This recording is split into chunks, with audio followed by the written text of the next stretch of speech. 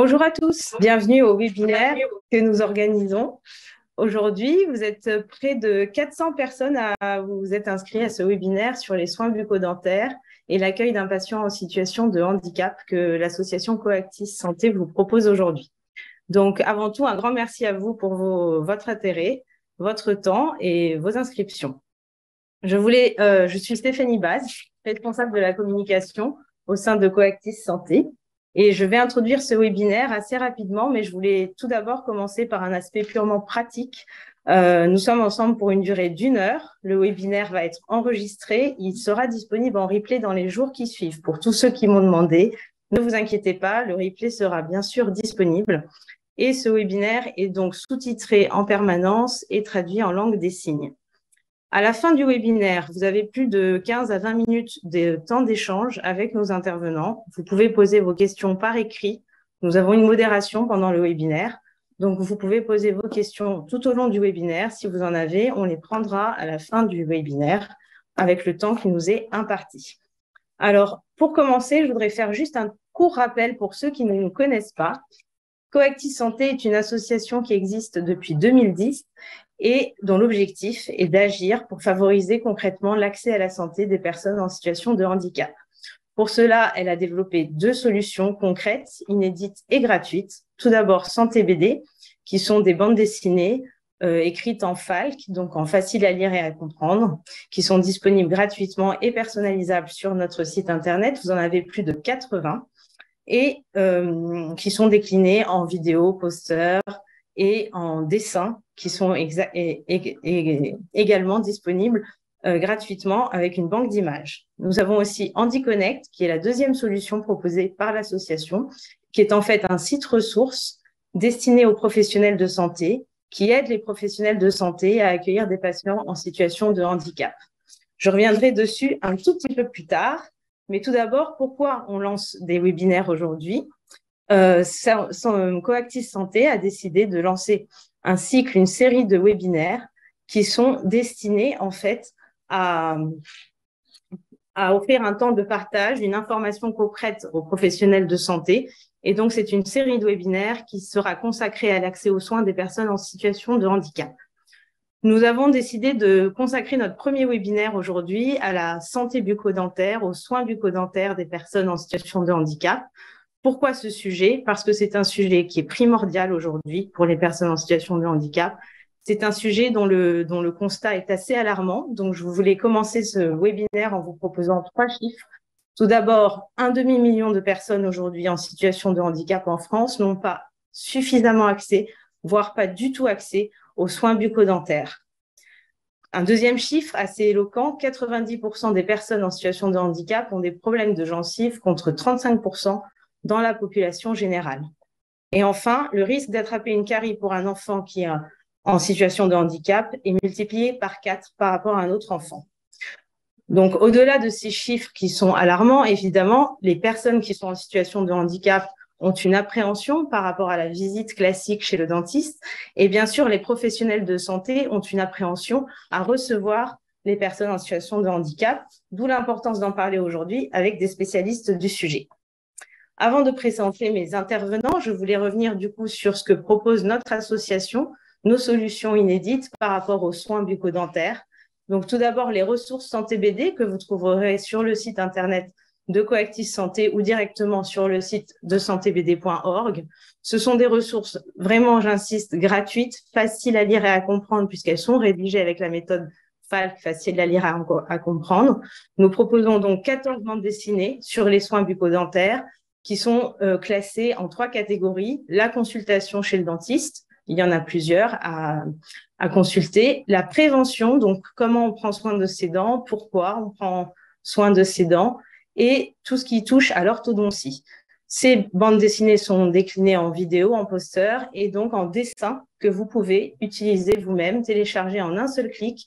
Et des fois, un seul dessin suffit pour expliquer un soin, que vous soyez professionnel de santé ou que vous soyez vous-même concerné avec un enfant en situation de handicap ou que vous soyez vous-même patient en situation de handicap. Des fois, un seul dessin peut servir à abattre les peurs, à faire comprendre pourquoi le soin doit être accordé et comment il va être prodiguées. Les deuxièmes ressources que vous pouvez télécharger, aller consulter à l'issue de ce webinaire, ce sont les ressources HandiConnect. Donc, on a 6 fiches conseils qui sont listées ici. La fiche pour le chirurgien dentiste, la fiche pour le médecin traitant, un modèle de courrier de transmission, une méthode sur comment on passe le relais dans le cas d'une prise en charge bucco-dentaire d'un patient vulnérable et une fiche sur l'habituation aux soins de la personne en situation de handicap. Alors évidemment, on ne travaille pas tout seul chez Coactis Santé. Notre ADN, c'est la co-construction avec des experts du handicap, avec des spécialistes du sujet, avec des patients eux-mêmes en situation de handicap. Ce sont des outils qui sont lus, relus, co-construits. J'insiste sur ça, on ne travaille pas tout seul de notre côté. Et donc, merci à tous nos partenaires que vous voyez ici, en tout cas pour le groupe de travail HandiConnect sur la santé bucco-dentaire. Et merci à tous nos partenaires qui sont aussi présents sur cette slide, les partenaires de Santé BD, l'Union française pour la santé bucco-dentaire, le réseau SOS, la Société française d'orthodontie dentofaciale et le Conseil de l'Ordre national des chirurgiens dentistes. Donc vraiment, allez faire un tour sur notre site à l'issue de ce webinaire si vous le souhaitez. Mais tout d'abord, maintenant, je propose de rentrer dans le vif du sujet et je tiens à remercier nos 2 intervenants. Alain Ngouma, qui est président de SOS et qui a beaucoup aidé pour la conception de ce webinaire, qui est directeur de Rhapsodif et qui va prendre la parole après moi pour vous présenter justement le réseau SOS. Et bien sûr, le docteur Charlotte Galazzini, chirurgien dentiste en soins spécifiques et vice-présidente de SOS, qui interviendra longuement pour vous et qui partagera avec nous son expérience de praticienne. Merci, je donne la parole donc à Alain et je vous souhaite un très bon webinaire. Bonjour à toutes et à tous. Hop là, je pense que c'est moi maintenant que l'on voit sur l'écran. Donc bonjour, je suis Alain Ngouma, donc président de SOS, Santé orale et soins spécifiques, et directeur de l'association Rhapsodif, réseau handicap soins odontologiques d'Île-de-France. Donc je vais essayer en 5 minutes de vous présenter notre rôle et notre action. Donc excusez-moi si cela va un peu vite, mais il y aura notre contact à la fin et toute notre équipe se fera un plaisir de vous répondre. Donc, merci Coactis pour l'organisation de ce webinaire et pour toute votre action. Merci Stéphanie pour la présentation et le résumé de la santé orale pour les personnes vivant avec handicap aujourd'hui. Donc, vous voyez que c'est un problème majeur aujourd'hui, d'où la présence de notre association qui a été créée en 2011. Donc, notre association qui a été créée en 2011 regroupe plusieurs personnes. Donc, il regroupe des personnes en situation de handicap grâce à la représentation d'associations telles que APF France Handicap, l'UNAPI, Trisomie 21 ou Autisme France. Elle regroupe aussi les professionnels de santé, donc de santé orale, mais pas que.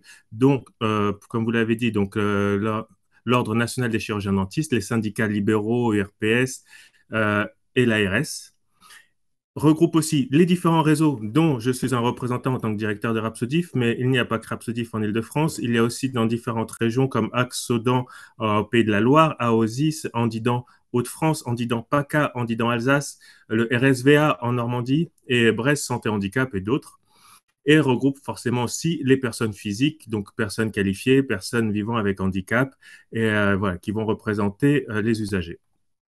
Donc, nous organisons l'offre de soins des personnes à besoins spécifiques à partir de quoi? À partir de l'expérience de plus de 30 ans d'années de professionnels engagés. Donc, c'est aussi l'expérience que l'on reprend des usagers et bénéficiaires et de leur entourage, la pratique des acteurs et réseaux de France, la pratique des retours des autres acteurs internationaux, parce que nous faisons aussi partie de l'IADH, donc qui à l'international représente les différentes associations nationales. On participe à la mise en place de la spécialité MOA, médecine orale adaptée, anciennement médecine bucco-dentaire, parce que c'est vraiment une des spécialités importantes pour la prise en charge des cas complexes dont Charlotte va vous parler tout à l'heure. Et enfin, on a aussi toute une biographie et les recherches scientifiques sur lesquelles nous nous appuyons à chaque fois pour pouvoir faire nos présentations. Pourquoi nous sommes là? Parce que nous devons mieux répondre aux demandes des personnes à besoins spécifiques. Donc, on veut permettre un meilleur accès à la santé orale, rendre plus efficients les systèmes en place par une meilleure coordination, améliorer la qualité de la prise en soin parce qu'on estime que tout le monde a besoin d'une prise en charge comme tout à chacun, mais aussi une prise en charge de qualité et qu'on ne se dise pas, voilà, c'est juste, déjà on fait quelque chose. Non, on veut que ça soit la meilleure qualité possible et tout ça pour répondre aux droits d'équité en santé en France. Donc, notre socle d'organisation, comment on s'organise et quel est notre objectif? Donc, l'organisation de la santé orale des personnes à besoins spécifiques, en fait, passe par 4 axes principaux qui passent par la prévention, la formation, le fait d'avoir une offre de soins et de coordonner cette offre de soins. Donc, pourquoi je vous dis ça? Parce qu'il est très important pour nous d'avoir dans l'organisation de la santé orale, donc les 4 axes qui sont la prévention, la formation, le fait d'organiser de l'offre de soins et de coordonner cette offre de soins. Et l'un ne va pas sans l'autre parce qu'on le sait déjà, on l'a beaucoup vu, parfois on organise des actions de prévention, ça veut dire on va faire des dépistages dans les établissements, dans les écoles, etc. Une fois qu'on a vu et que l'on a détecté, oui, bon, telle personne a une carie, on n'arrive pas à trouver la solution de soins. Donc, c'est pas terrible. Une fois qu'on arrive à trouver la solution de soins, parfois le chirurgien dentiste arrive à faire les soins aussi bien qu'il peut, avec une bonne qualité. Nous avons plusieurs chirurgiens dentistes partenaires sur le terrain, que ce soit chez les libéraux, dans les centres de santé, dans les hôpitaux. Voilà, on essaie à chaque fois de trouver la meilleure solution, mais une fois que la personne est soignée, elle va se retrouver à ne pas pouvoir prévenir la suite de ses soins. Ça veut dire qu'on va soigner quelque chose, mais s'il n'y a personne pour continuer à prendre soin de la bouche du patient, ça ne sert pas à grand-chose. Ça veut dire qu'un an plus tard, eh ben, il va retourner chez le médecin, chez le dentiste, et il devra tout recommencer. C'est pour ça que nous proposons aussi de former les équipes des établissements médico-sociaux à une bonne hygiène bucco-dentaire et former aussi les chirurgiens dentistes à la bonne prise en charge des patients en situation de handicap. Ensuite, il nous faut une bonne coordination. Pourquoi une bonne coordination? Parce qu'on sait que dans chaque région, il est difficile pour tout à chacun de trouver des solutions de soins. Alors, dès qu'on trouve un chirurgien dentiste qui fait du soin dentaire comme Charlotte, tout le monde se précipite et se dit « Oh, c'est génial, on va pouvoir on va pouvoir être soigné. » Mais le problème, c'est qu'on va vite saturer la solution de soins et que la solution de soins ne correspond pas forcément aux besoins de la personne. Je m'explique. En fait, on oriente surtout par rapport à 3 paliers de soins. C'est-à-dire, le premier palier, ça va être une personne comme vous et moi qui peut aller chez son dentiste, donc soit cabinet libéral, soit centre de santé dentaire, soit donc un palier où on peut orienter un peu tout le monde, et ça concerne la grande majorité des patients que nous orientons. Soit on oriente vers un palier 2. Donc, le palier 2, ça sera comment dire, ça sera la personne qui a besoin d'équipements spécifiques ou de soins spécifiques. Donc, en particulier, l'utilisation de méopathes, d'azote, qui permet d'avoir une sédation consciente et qui permet plus facilement la prise en soin. Soit un palier 3. Donc, le palier 3, c'est la dernière échelle, qui est l'anesthésie générale. Et en fait, en permettant une bonne coordination des soins, nous permettons de ne pas avoir trop de saturation au niveau de l'anesthésie générale pour faire des soins conservateurs. Je dis bien conservateurs parce que nous avons très peu de solutions de soins en anesthésie générale. En palier 2, avec l'utilisation de méopas, donc on essaie d'orienter des personnes qui ont ce besoin d'anesthésie, on va dire consciente, pour pouvoir être plus coopérant. Et après, en fait, l'idée dans la prévention, la formation, le soin, c'est d'arriver à accompagner tous les patients pour qu'ils puissent être soignés partout comme tout le monde. Donc, on sait que ça ne sera pas toujours le cas, d'où le besoin d'avoir des spécialistes aussi en médecine orale adaptée. Donc, nous sommes présents partout. Donc, nous avons une carte des différents réseaux et des acteurs. Je pense que ça, voilà, vous aurez les documents. Stéphanie vous transmettra tout ça. Donc, rejoignez-nous parce que nous ne sommes toujours pas assez nombreux pour pouvoir répondre aux besoins actuels. Et si vous voulez, je peux vous faire un petit, excusez-moi. Donc, je peux vous faire une petite illustration rapide du parcours en prenant l'exemple de ce que l'on peut trouver en Île-de-France avec Rhapsody, parce que nous mettons en place un parcours de santé orale donc complet avec du coup la formation, la prévention et la coordination de soins. Donc voilà, donc je reste disponible. Vous pouvez poser les questions à la fin. Je pense que vous avez eu en très peu de temps un petit aperçu de notre association. Je repasse la parole à Stéphanie pour la suite. Merci beaucoup. Merci beaucoup, Alain. Alors, du coup, je présente la vidéo que l'association SOS a préparée pour ce webinaire et qui compile une série de témoignages. C'est une vidéo assez rapide que je vous propose de regarder avec attention avant d'avoir la présentation du docteur Charlotte Galazzini. Merci beaucoup.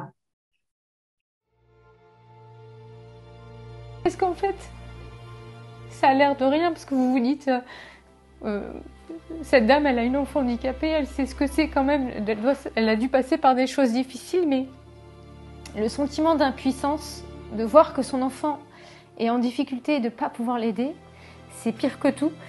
Alors sa naissance s'est très mal passée, il avait 2 tours de cordon autour du cou. Et donc il y a 34 ans, les appareils n'étaient pas aussi sophistiqués que maintenant, donc ça n'a pas été vu. Donc sa naissance a été une boucherie entre guillemets. Et il se retrouve donc handicapé avec un retard. Faire un comparatif, c'est comme si il avait 2 ans cérébralement. Il est MC depuis la naissance, il a eu une cataracte bilatérale à la naissance aussi, opérée, suivie d'un glaucome. Voilà. Donc au jour d'aujourd'hui, il ne parle pas, il ne marche pas. Voilà, on lui fait tout comme un bébé. Et donc le seul choix qu'il nous offrait, c'était d'arracher la dent de Maxime. Et là, on n'était absolument pas pour arracher une dent. Elle n'était pas morte cette dent encore. Et les seules options autres que l'hôpital de Cannes qu'on nous proposait, c'était donc l'hôpital de Draguignan, dont on s'est rendu compte que en fait, la section dentaire avait fermé. William, il avait quand même des dents cassées devant. Il a fallu lui remplacer parce que pour une question d'esthétique, mais c'est vrai que c'était compliqué pour moi.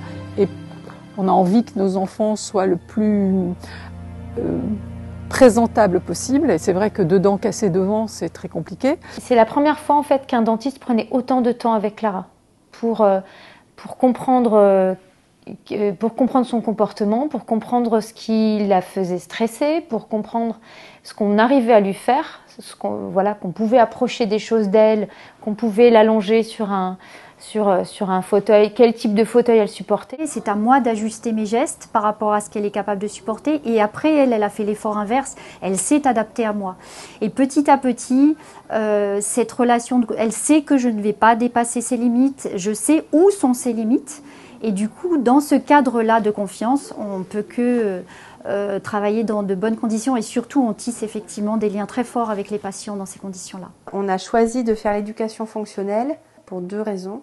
La première, c'est pour l'aider à bien respirer par le nez et à aider sa croissance à se faire de manière harmonieuse. Et la deuxième, c'est pour qu'elle s'habitue à venir au fauteuil.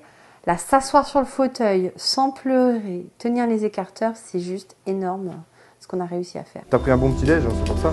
Tu connais? Hop, on remet le masque, on enlève.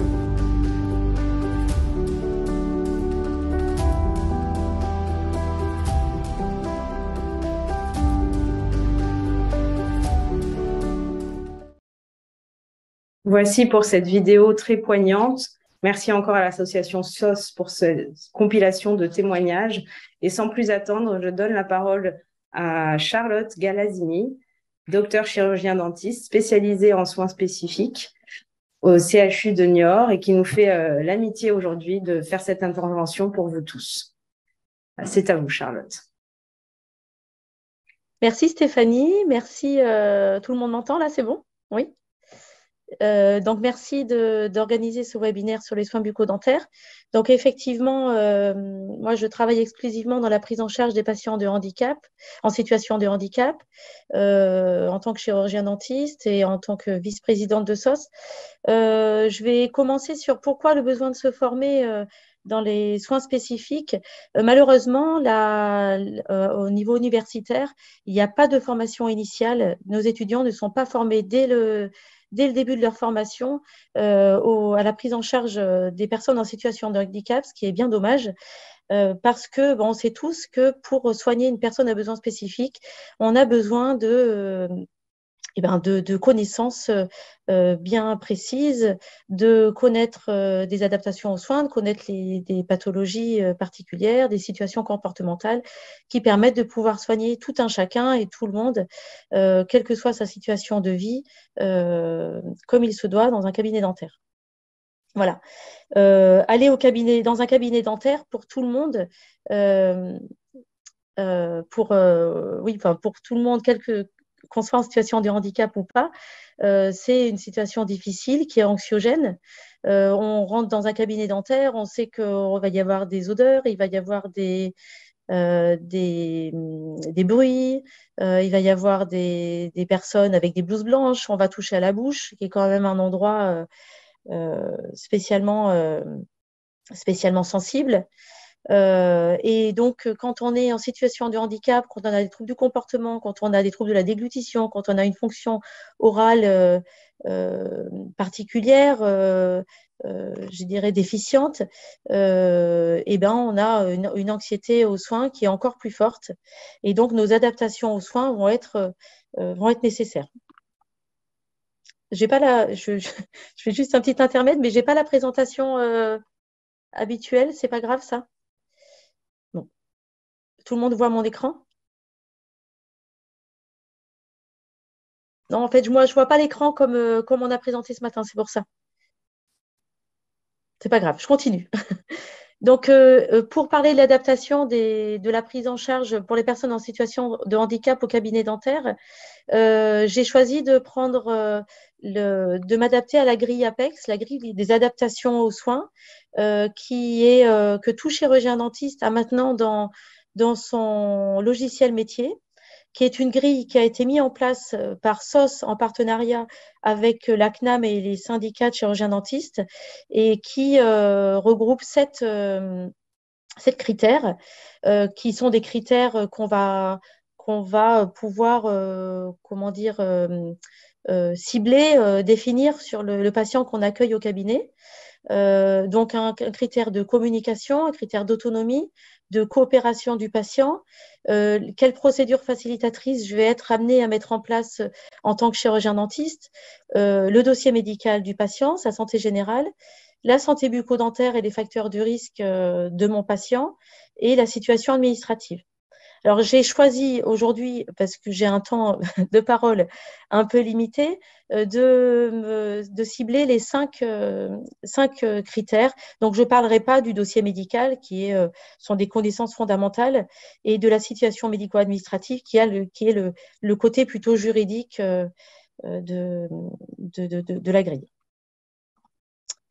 Alors, dans les adaptations de la prise en charge, quand un patient va prendre rendez-vous au cabinet dentaire, dès l'accueil par la secrétaire, dès le premier coup de fil téléphonique où le patient se déplace, on va poser des questions sur la communication.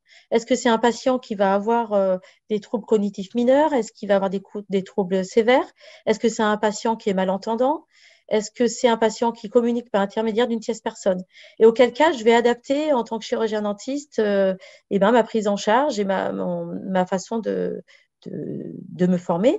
Donc, soit si un patient est malentendant, je vais me former à la langue des signes. Alors moi, personnellement, je n'ai pas appris la LSF par cœur, qui est une vraie langue vivante, mais quelques signes qui me permettent de dire bonjour, où est-ce que tu as mal, comment tu t'appelles, qui mettent la relation de confiance en place. Ensuite, il va falloir dans un cabinet accepter qu'on soit plusieurs dans le cabinet, qu'il y ait un aidant, voire 2 aidants qui connaissent parfaitement la personne. Ensuite, on pourra utiliser des fiches de pictogrammes pour communiquer. Certains patients même arrivent dans le cabinet directement avec leur petite fiche. Soit ils ont pris sur Santé BD, ils ont découpé, ils ont mis sur des scratchs, souvent même avec leurs éducateurs, avec leurs aidants, où est-ce qu'ils vont, comment ils y vont, comment je vais pouvoir communiquer avec le praticien. Et puis après, toute la communication non verbale qu'on a tous quand on prend en charge une personne fragile, qui va être la parole avec les mains, avec le sourire, avec les yeux, avec le corps qui parle pour pouvoir communiquer. Le deuxième critère, c'est l'autonomie. Alors, normalement, tous les cabinets dentaires, depuis plusieurs années, doivent être accessibles aux personnes PMR. Ensuite, il faut être amené à pouvoir autoriser à faire des bons de transport, hein. Tout dentiste est autorisé à faire un bon de transport quand il le nécessite, quand un patient doit se déplacer en taxi ou en VSL. Ensuite, est-ce que mon patient, quand on va poser la question, que le patient va prendre rendez-vous, est-ce qu'il arrive sur un brancard? Auquel cas, bah, il faut de la place, il faut pouvoir prévoir la place dans la salle d'attente aussi. Est-ce qu'il est dans un fauteuil roulant, dans un fauteuil coque? Est-ce que les transferts sont possibles ou pas, etc. Auquel cas, bah, comment je vais adapter? Je vais aussi demander qu'une tierce personne vienne m'aider, ou j'ai 2 assistants dentaires, ou il y a un parent, un aidant qui est là avec moi. Il faut accepter aussi, en tant que chirurgien dentiste, de changer notre ergonomie, de faire des soins dans un brancard ou de s'adapter au fauteuil du patient. Et puis, s'équiper dans le cabinet de manière à avoir des coussins de positionnement, un petit coussin pour la tête, des coussins, moi j'avais trouvé ça sur des catalogues pour les kinés, des coussins pour les patients spastiques qui ne peuvent pas allonger leurs jambes, pour pouvoir être confortables et être dans une bonne situation pour faire des soins avec les protocoles de soins qui sont les mêmes que ceux que pour toute autre personne, mais avec cette adaptation de confort sur le fauteuil. Alors là, sur cette diapo, je vous montre le cabinet adapté, enfin voilà comment moi je l'ai adapté sur Orléans. Vous voyez qu'il y a un peu de déco, il y a des petits oiseaux qu'un patient m'avait donnés pour des choses qui mettent un peu à l'aise, qui font sourire. J'ai un écran. Ah oui, l'écran télé, j'en parlerai après. Donc, le fauteuil que j'ai, c'est un fauteuil qui va être adapté aux personnes à mobilité réduite. Alors, c'est un fauteuil, vous avez l'assise en bas à gauche qui, par un coup de pédale, peut se détacher de l'unit. Et puis, la plateforme en haut à droite qui vient se mettre à la place et qui va permettre aux patients de pouvoir être installés directement sur la plateforme et d'avoir un accès direct aux instruments, à la lumière, à l'écran télé, comme tout autre patient, mais sans transfert. La diapo suivante, vous allez voir, je remercie Yanis et Noé et leurs parents d'avoir accepté de pouvoir montrer cette photo, et c'est très content de pouvoir être sur ce webinaire aujourd'hui, d'être les stars d'un jour. Donc Yanis, c'est un patient qui est porteur d'infirmité motrice cérébrale, il est verbal, et donc il a pu utiliser la plateforme, et il était tout heureux parce que pour une fois, on n'avait pas à le sortir de son fauteuil, et quand on le sort de son fauteuil pour le déplacer, ça lui fait mal, il a des douleurs. Donc là, c'était sans douleur, donc ça, c'est une aide énorme, et pour le patient qui est confortable, et pour le chirurgien dentiste qui va déjà avoir un patient beaucoup moins anxieux parce que non douloureux au niveau corporel.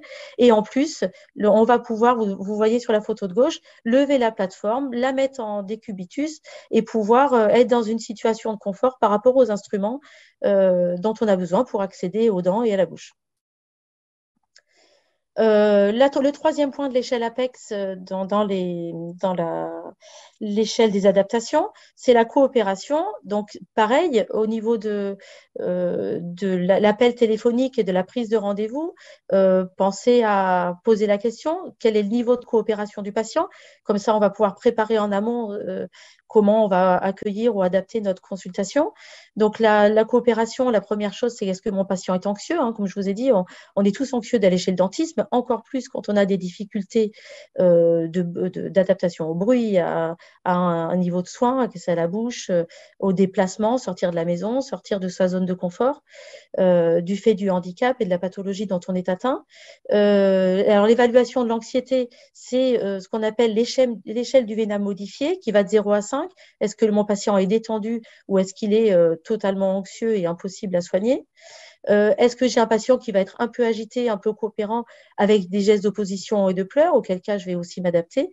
Ou est-ce que le patient est très agité, opposant et avec des gestes d'hétéroagressivité, d'auto ou d'hétéroagressivité voilà. Alors, en fonction de ça, je vais adapter toujours ma prise en charge. Donc, s'il y a une coopération moyenne, je vais pouvoir utiliser d'office des procédures facilitatrices, ou je vais diminuer le temps d'attente dans la salle d'attente, parce qu'on sait très bien qu'une attente prolongée génère une augmentation de l'anxiété. Est-ce que je vais pouvoir mettre ce patient-là, un horaire adapté parce que il sera seul en salle d'attente et ce sera plus facile et il sera dans des conditions meilleures pour que je puisse le soigner. Certains cabinets sont aussi équipés de salles d'hypostimulation, une salle où il n'y a rien, isolée du bruit et isolée des autres, pour pouvoir aussi souffler et se préparer à rencontrer le professionnel. Ou si le patient est très agité, qu'il est opposant ce jour-là, accepter en tant que chirurgien dentiste que ce ne sera pas le bon jour et que le rendez-vous sera totalement reporté et qu'on retravaillera sur la préparation du rendez-vous. Alors, les procédures facilitatrices, il y a la prise en charge comportementale, c'est ce qu'on appelle les techniques qu'on apprend dans les techniques d'hypnose conversationnelle. Forcément, comme pour la prise en charge des petits-enfants aussi, dans la même situation, des mots qu'on n'utilise jamais. Voilà, on ne va pas dire je vais piquer, je vais faire tourner quelque chose dans ta bouche, attention, ça va faire mal. Voilà. On adapte son vocabulaire.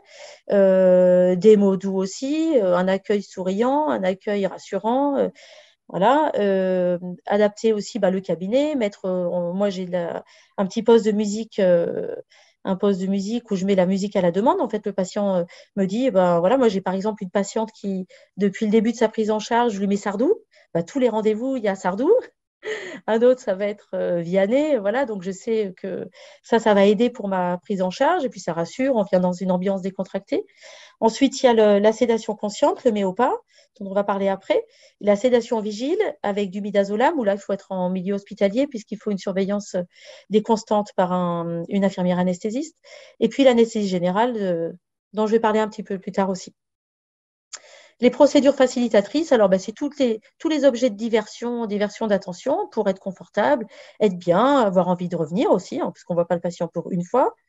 Nos patients, on les voit pour leur vie, normalement, toute leur vie.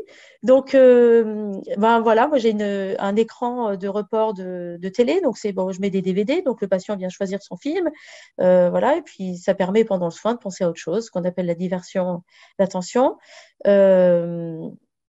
Voilà, la musique, la décoration. Après, donc, dans les aides très importantes, il y a le méopa. Alors, il faut savoir que utiliser du méopa, donc, qui veut dire mélange équimolaire d'oxygène et de protoxyde d'azote, c'est le protoxyde d'azote, c'est un gaz hilarant. Il faut être formé. Alors, la formation, elle n'est quand même pas compliquée. C'est une formation d'une journée, mais il faut la faire parce qu'il faut être attesté au niveau de l'ordre des chirurgiens dentistes qu'on est habilité à utiliser du méopa. Vous voyez là sur l'écran la bouteille avec le ballon vert. En fait, on applique, il y a le Santé BD qui explique bien les choses aussi, on applique le masque sur le visage du patient. Le patient, on ouvre une valve, le patient respire le gaz. Il faut 3 minutes minimum pour que la détente arrive.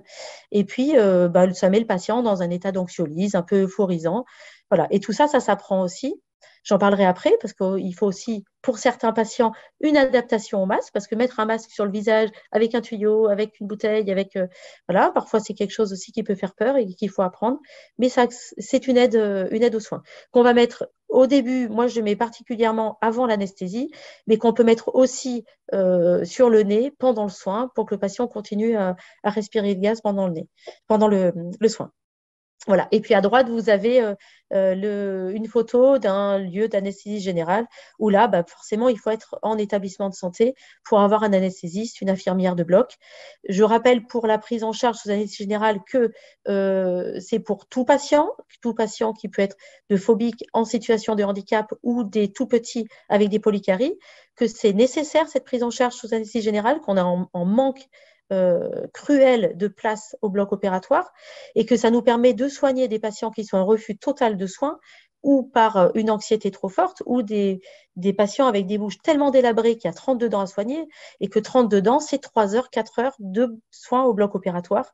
Et voilà. Et par contre, ça permet une réhabilitation totale fonctionnelle de ces patients qui sont en rupture de soins et qui souffrent, qui sont en souffrance et qui sont dans ces situations parfois infectieuses qui peuvent être fatales pour leur vie. Voilà, donc c'est vraiment très important de pouvoir améliorer cet accès aux soins, même si on est d'accord, c'est le dernier recours, mais pour certains, c'est le recours pour les soins. Alors, je parlais de procédure facilitatrice. Forcément, on a dans tous les patients en situation de handicap des patients pour lesquels la première consultation ne peut pas se faire sans visite blanche ou séance d'habituation parce qu'ils sont tellement anxieux aux soins, tellement ont des troubles du comportement tellement importants, l'anxiété passe avant tout, qu'on est obligé de faire des séances d'habituation aux soins.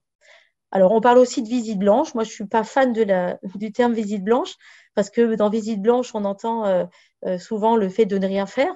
Or, une visite blanche, c'est pas ne rien faire, c'est rentrer dans le cabinet, rencontrer la secrétaire, rencontrer les assistantes, rencontrer le chirurgien dentiste, visualiser les lieux, sentir, voir.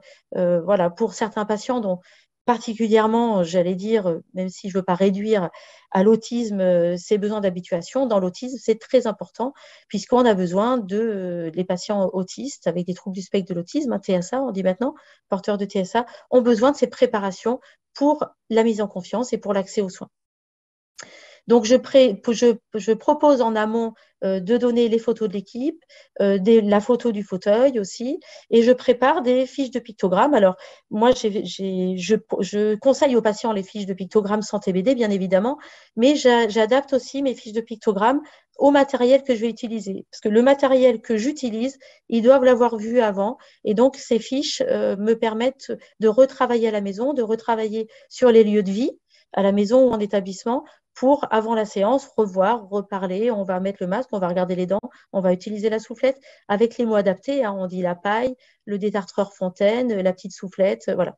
Et vous avez à droite une fiche de pictogramme qui elle est personnalisée, puisque c'est Néo et Joris que vous allez voir dans le petit film après, qui ont eu besoin d'adaptation par des fiches de pictogramme et même d'une vidéo de la panoramique dentaire.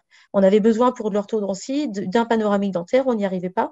Et donc, on a fait une fiche de pictogramme pour eux avec un petit film précédent de la machine qui tourne. Et on a réussi à faire ce panoramique et ils ont eu leurs soins. Voilà. Donc, très important, ces séances d'habituation aux soins pour ritualiser les séances, mettre en confiance, donner envie de revenir et de permettre les soins après. Et ça, c'est gagné pour toute la vie après. Là, je vous ai mis sur cette diapo mon recueil de données à moi, hein, qui est pas, voilà, chacun peut faire son propre recueil de données. Ce que je voulais montrer particulièrement, c'est qu'il est un petit peu différent d'un praticien en omnipratique, voilà, mais qui est intéressant pour l'adapter à des personnes en situation de handicap. Pourquoi? Parce que je vais demander, est-ce que la personne vient d'établissement ou pas? Voilà, je vais avoir peut-être besoin de recontacter ou de prendre, de contacter peut-être une tutelle ou une curatelle, par qui il est accompagné ce jour, parce que est-ce que c'est sa référente, est-ce que c'est sa maman, est-ce que c'est son frère, sa sœur, est-ce qu'il a de la famille, parce que c'est intéressant aussi dans le conversationnel de pouvoir dire, ben voilà, je vais pouvoir peut-être lui parler de son frère, sa sœur qu'il aime, de mettre en confiance avec un discours plutôt sympa. Quel est son handicap? Quel traitement en cours? Parce qu'on sait qu'il y a beaucoup de traitements qui nuisent à la santé bucco-dentaire. Il faut les connaître et il faut pouvoir donner des soins en fonction. Vous voyez qu'il y a aussi l'échelle du VNAM à l'arrivée parce que mon patient ne va pas être à la même état d'anxiété la première fois que je le vois et puis au cours des séances de soins. Donc, c'est intéressant pour moi de voir si le patient est en confiance, si je vais arriver à le soigner et quelle procédure je vais pouvoir adapter et à quel rythme et à quelle vitesse. Voilà. Ensuite, est-ce que le patient se brosse les dents seul ou avec une aide? Quelle technique il utilise? Quel matériel? Est-ce que c'est une brosse à dents manuelle, électrique, triface? Est-ce qu'il mange de manière autonome ou pas? Ça, c'est important aussi. Est-ce qu'il mange en texture normale, en petits morceaux, en mixé? On sait très bien que les patients qui vont manger une alimentation molle et collante vont être plus sujets à risque de caries. Donc, il va falloir que je fasse attention à donner des conseils alimentaires et à pouvoir accompagner les familles ou les aidants dans l'adaptation à l'alimentation et à l'adaptation au brossage et la fluoration préventive au cabinet. Est-ce que ce patient a des troubles de la déglutition, qu'il est endogélifié ou pas? Est-ce qu'il fait des fausses routes? Je vais m'adapter aussi au niveau de mon fauteuil, de ma prise en charge. Et puis, toute l'autonomie, est-ce qu'il s'installe spontanément ou pas? Est-ce qu'il est en handicap moteur? Est-ce qu'il est en fauteuil coque, etc.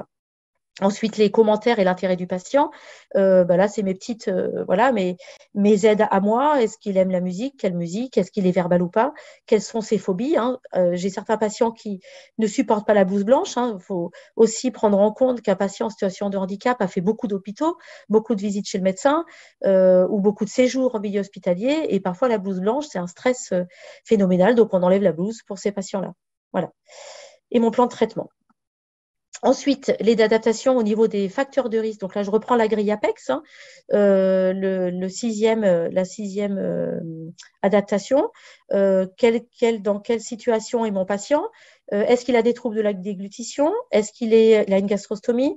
Est-ce qu'il est sous trachéotomie? Est-ce qu'il est spastique? Est-ce que c'est un patient avec une dysoralité sensorielle? Est-ce que c'est un patient qui va avoir un défaut ou une absence totale d'hygiène buccale? Est-ce qu'il est en alimentation trop sucrée dans son quotidien? Voilà. En fonction de ça, je vais adapter ma façon de prendre en charge. Donc, si c'est un patient avec des troubles de la déglutition, eh ben, je penserai à prendre 2 aspirations, à mettre mon patient en position semi-assise, la tête relevée. S'il a une gastrostomie, je ferai attention, j'y penserai parce que gastrostomie veut dire rien par la bouche, sauf que les patients ont quand même du tartre, ont quand même des reflux gastro-œsophagiens souvent associés, donc des possibilités d'attaque de l'émail, d'attaque acide de l'émail, de tartre, voilà. Il faut aussi penser au détartrage, important. Et puis, le brossage des dents, quand même, qui est quand même nécessaire. La bouche est quand même un lieu de vie, un lieu humide, un lieu le début de la chaîne digestive et respiratoire. Chez les patients spastiques, donc qui ont des raideurs, on va aussi avoir une adaptation de l'installation du patient, mais aussi en bouche. Pour mes soins, je vais pouvoir m'aider d'un cale-bouche, ça je vous le présenterai après. Nos patients en situation de handicap ont souvent beaucoup de mal à garder la bouche ouverte. Donc, avec l'aide d'un cale-bouche, on peut accéder aux dents et accéder aux soins, d'ailleurs même pour le brossage, bien plus facilement. Donc, c'est une aide intéressante. Ensuite, des patients qui ont des troubles de dysoralité sensorielle, je vais adapter les produits et les textures des produits que j'utilise. Par exemple, je pense à la pâte à détartrer. Il y a des pâtes à la menthe. Certains patients ne supportent pas la menthe. Donc, je vais prendre une pâte à la pomme. Voilà, des petites choses comme ça, mais qui sont importantes pour ne pas bloquer le soin et pas créer un blocage chez le patient. Je vais aussi avoir besoin de prendre des temps de pause. Des patients en situation de handicap fatiguent pendant les soins. Les soins sont longs souvent, donc accepter de faire des soins ou plus courts avec des petits temps de pause pour prendre le temps de respirer. Voilà. Chez des patients avec des défauts ou d'absence d'hygiène buccale, surtout axé sur la prévention, le brossage, aider à accompagner les patients au brossage, accompagner aux techniques de brossage, aux outils utilisés, au positionnement, qui va être la même chose qu'on va pouvoir adapter sur les lieux de vie, aller dans les établissements, former les personnes à l'hygiène bucco-dentaire, créer l'UFSBD propose ça aussi, voilà, former des référents en hygiène orale dans les établissements pour que le quotidien soit mis en place au niveau de l'éducation thérapeutique. Et puis, l'alimentation trop sucrée. Bien souvent, nos patients ont quand même, malheureusement, j'allais dire, des renforçateurs positifs avec du sucre. Et là, voilà, il va falloir quand même donner des conseils et sur le rythme des repas également. Je pense à des patients autistes qui mangent tout le temps et qui sont très, très compulsifs dans les repas, pouvoir travailler là-dessus aussi, puisqu'on sait que plus on multiplie le rythme des repas et plus on augmente le risque de lésions carieuses. Au niveau des outils, donc là, vous avez la photo du cale-bouche. Aucun risque d'ingestion, aucun risque de dégradation du matériel. C'est un silicone extra dur. C'est très confortable pour le patient et c'est très utile pour le praticien. Vous avez aussi des données sur les brosses à dents, la triface, qui permet d'englober les 3 côtés de la dent en même temps. Et puis, vous avez à gauche, là, sur mon porte-brosse à dents, comment on appelle une protection pour la brosse à dents qui va grossir un peu qui va permettre en fait, quand on a des difficultés de praxie, un manche adapté. Voilà, je cherchais le nom, un manche adapté. Parfois, certains mettent une balle de tennis aussi pour que le patient puisse tenir sa brosse. Donc là, je vais passer à merci à Christine, à Néo et Joris d'accepter de montrer ce petit film. Donc on va voir le film d'une séance d'habituation aux soins. Néo et Joris sont porteurs tous les deux du syndrome de l'X fragile, qui est une maladie génétique avec des troubles du comportement associés, un retard de langage et beaucoup d'agitation dans les soins, vous allez voir, d'hyperstimulation. Ce film a été fait à un moment où Néo et Joris avaient 14-15 ans, donc il y a 2 ans, je crois, et ça faisait déjà 12 séances d'habituation sur à peu près 2 ans et demi de suivi. Il faut comprendre qu'au début, ils n'accédaient pas au fauteuil. Et voilà la 12e séance d'habituation qui me permet de faire du détartrage et de la fluoration. C'est qui en premier? Ok. Allez, encore dis-moi. Oui, après c'est toi. Il faut que tu t'assieds là par contre. C'est parti. Ok. 1, on fait le masque. 2, la brossette. Tu te souviens, il faut garder la bouche bien ouverte, Joris. Et on fait la petite brosse. Tu te souviens, la petite brosse, ça fait... Accepte le frère aussi. Joris, regarde, sur le doigt. Sur le doigt. Regarde, la petite brosse. Ouais, ça chatouille. Ouais, regarde. Le vent. Le petit coton. Tu t'en souviens, à côté de la dent. Voilà, c'est lui. Comment? Le produit comme ça. On revient sur la dent. Et la lampe magique. Pour tout ça, il faut garder la bouche ouverte. Comment tu fais? Comme ça. Très bien. Ça, c'est très chouette. Hein. Enlevez le masque. D'accord? C'est moi qui vais vous donner la main. Madagascar. Le masque, ça fait des petites chatouilles dans les mains, des petites chatouilles dans les pieds. Et on continue. Tu remontes un petit peu. Regarde, regarde. La petite brosse sur la dent. On doit faire la dent là, de ce côté. Ah, non, c'est très bien comme ça. On continue. Joris, il faut la bouche ouverte. Et on chatte pas ouvert. Allez, on peut pas mettre Madagascar. Ensuite, deuxième étape, on sèche. On sèche. Allez, on sèche. C'est le vent, ça. Joris, c'est parfait. On met le coton. On met le coton. Il ne faut pas tout arracher, Joris. Joris. Allez, non, Joris. On recommence. Voilà, on sèche et on recommence. On la bouche, Joris. Joris. Et on recommence. Alors, c'était très bien tout le début, mais après, tu as tout arraché et ça, c'était pas bien. Et tu sais quoi, Joris? Comme tu as tout arraché, il faut tout recommencer. On est obligé de refaire. Donc, on est obligé de prendre plus de temps. Alors que sinon, on sèche, on met le coton, le produit, et il y avait juste la lampe. Et c'était fini. Et tu as bougé. Il ne fallait pas bouger. D'accord? On recommence. Allez, on bouge pas. Voilà. 5, 6, 7, 8, bravo. Super. On fait pareil. Tu prends la place de Néo? Néo, il ne faut pas bouger. Tu peux bien tout ce que Charlotte a. Oui, parce que Néo, il aime bien avoir quelque chose dans les mains. Voilà, donc vous voyez que dans ce film, la maman est présente. On a travaillé sur l'acceptation du masque, du méopa. Ils sourient parce qu'au-dessus, il y a un film. Ils ont mis leur vidéo préférée. Je crois que c'est Peter Pan. Voilà, donc ils sont tous les deux contents d'être là. Et ils ont travaillé avec la maman l'affiche avec la ritualisation du soin. Je mets le masque, je regarde dans la bouche.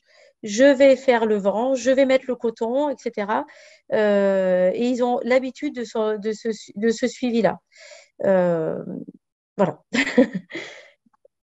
Pour terminer ma présentation, toutes les adaptations de la grille Apex, cette grille, donc des adaptations que les chirurgiens dentistes ont sur leur logiciel métier dans les cabinets dentaires, va permettre maintenant, depuis août 2020, et là, je remercie tout le monde et particulièrement l'équipe de SOS avec la CNAM et avec les syndicats dentaires pour pouvoir faciliter l'accès aux soins d'un public fragile et souvent malheureusement en difficulté ou en refus de soins, de pouvoir valoriser la facturation des soins pour les professionnels de santé.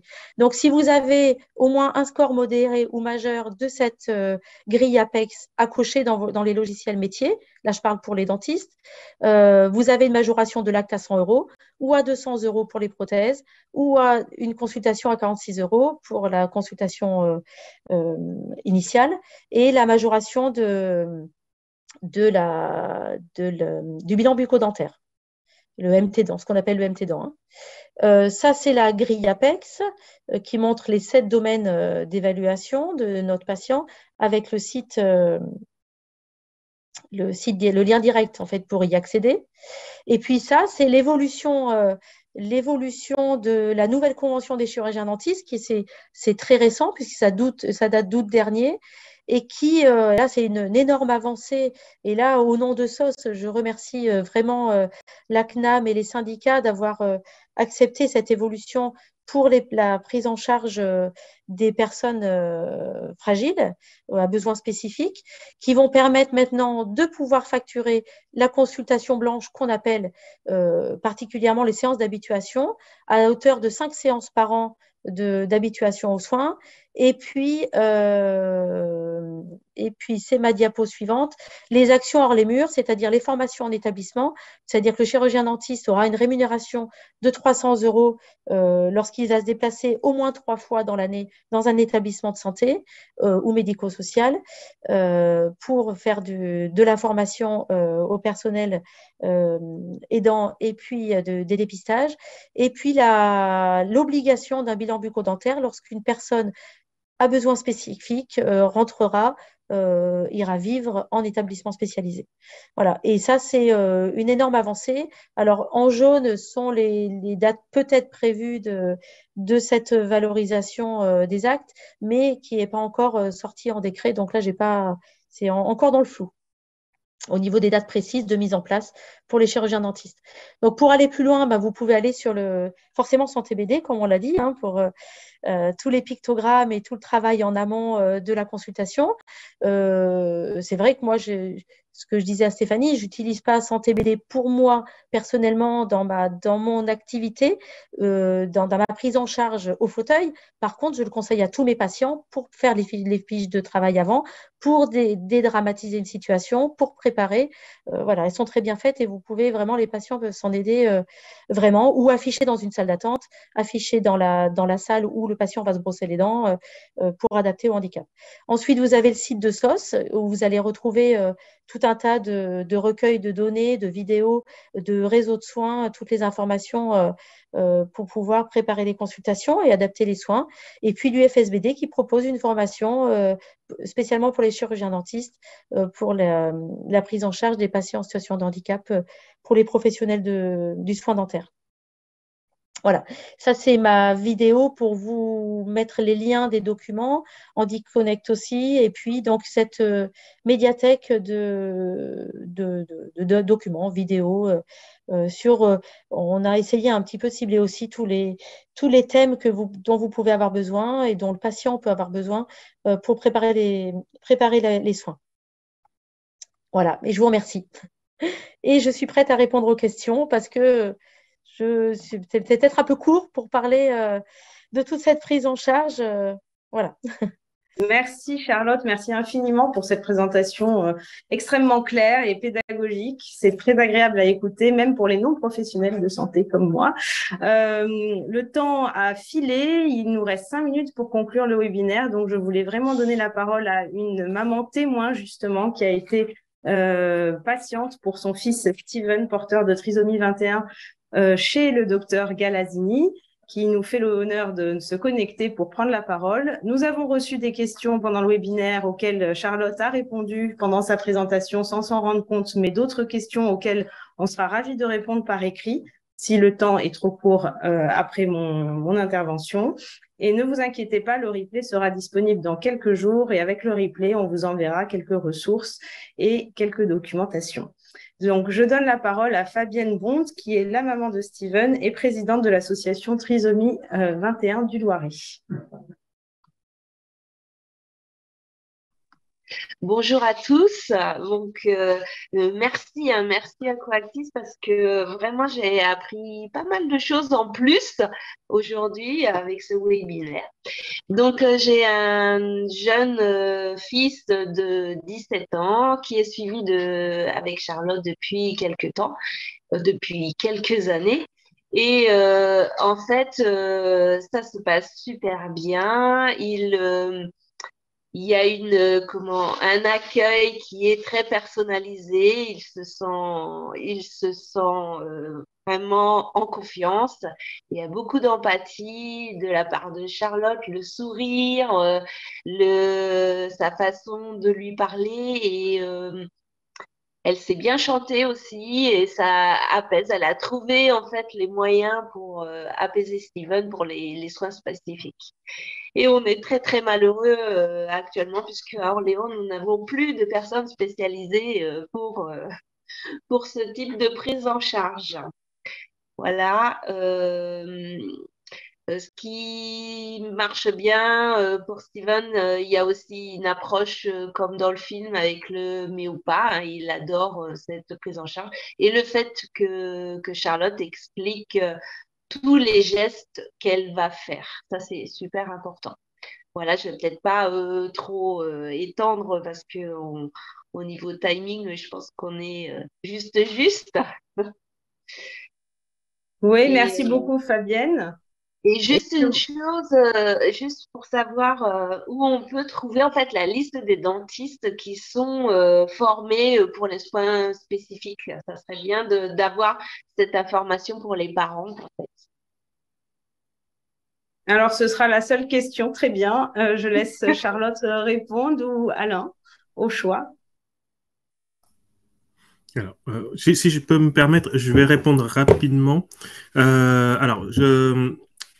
L'APF a essayé de met en place un annuaire pour tous les professionnels de santé pour qu'ils puissent retrouver justement les personnes qui prennent en charge les personnes à besoins spécifiques, que ce soit les dentistes ou autres. Hein, c'était pour tous les types de professionnels. Sinon, nous, à chaque fois, sur chaque réseau, on ne met pas à disposition du public les annuaires téléphoniques de nos chirurgiens dentistes partenaires parce que nous sommes encore trop peu nombreux en termes de chirurgiens dentistes partenaires et il y a une saturation trop rapide à chaque fois. Donc, si on les mettait au grand public, en fait, la saturation serait trop rapide et en plus, l'orientation n'est pas forcément adaptée. Ça veut dire qu'il y a parfois des personnes qui appellent en disant voilà, j'ai besoin de tel soin et finalement, on peut les orienter vers un soin sous homéopathie et pas une anesthésie générale ou voilà. Donc, pour une question de coordination et de saturation, c'est pour cela qu'on ne trouve pas directement l'annuaire les coordonnées des chirurgiens dentistes sur nos sites. Par contre, n'hésitez pas donc à vous connecter à un réseau qui vous orientera vers le chirurgien dentiste le plus adapté à votre besoin. D'accord. Merci beaucoup. Alain, merci Charlotte encore une fois, merci Fabienne, merci à toutes les personnes qui ont participé à l'élaboration de ce webinaire aujourd'hui. Merci à Anne-Charlotte qui était à la modération, qui a répondu à toutes vos questions pendant ce webinaire. Et encore une fois, pour tous ceux à qui on n'a pas pu répondre oralement, n'hésitez pas à m'envoyer un email ou envoyer un message à l'équipe de Coactis Santé. Merci à toute l'équipe de Coactis Santé. On vous donne rendez-vous le 8 février prochain pour un webinaire à la même heure, de 13h à 14h, sur l'accès et le suivi gynécologique des femmes en situation de handicap. Je partage avec vous le programme pour cette année et restez connectés avec nos actualités sur les réseaux sociaux et sur notre site internet. Merci encore à tous les participants aujourd'hui et merci à Jules à la technique. À très bientôt.